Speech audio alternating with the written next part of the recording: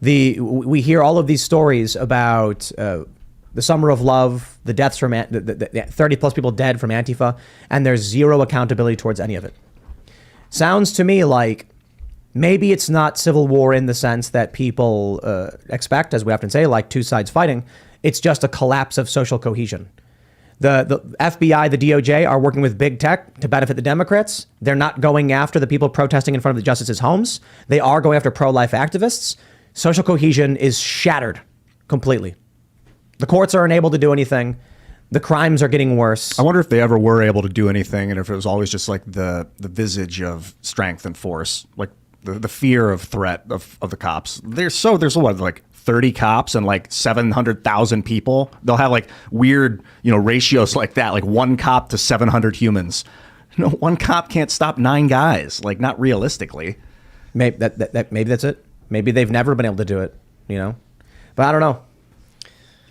Yeah, look, it's pretty scary. And I think that you actually bringing it up is smart in the sense of people understanding that there is a threat on the other side of this kind of like fictitious wall that everybody wants to cross to try and scare, whether it's you or somebody else. And I think you can see it in California, right? So I'm in Huntington Beach, which is Orange County. Up in Los Angeles, there was this huge kind of rash of all these grabbing, smash and grabs into the jewelry stores where they come in, they grab everything. And there were certain situations where people would fight back. Well, then they start to move into Orange County. Now, Orange County is notorious for being very different politically than Los Angeles, a little bit looser on the concealed carry laws. Well, what happens when they come in, they hit Huntington Beach, they go into a jeweler, which is right down the street from us.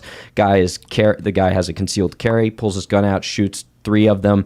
There was 4 different cars because they do these in these big groups. Mm-hmm. Well, you know what I never heard of again after that? A smash and grab in Orange County. Yeah, very true. But you hear about them in Beverly Hills, you hear about them on Bel Air, everything like that. Oh, yeah. They're still happening all the time. Yeah, they're happening up in L.A.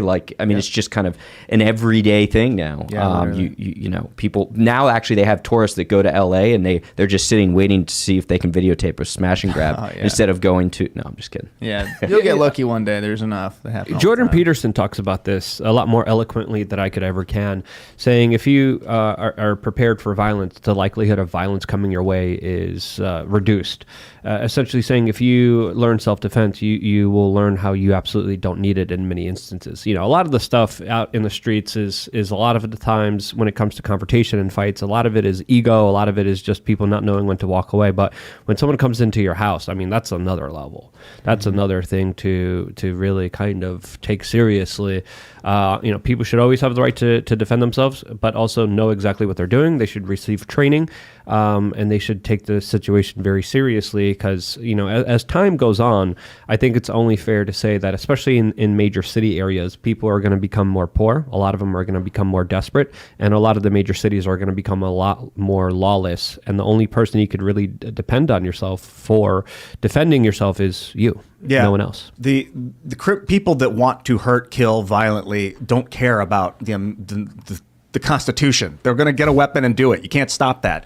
The Constitution protects people from legally defending themselves. The Second Amendment particularly, like the threat of retaliation, is what has protected the United States for 100,000 years. But like the reason why people aren't dropping drones, there has been attacks on, you could argue, on the United States, 9/11 being an instance of someone attacking the United States.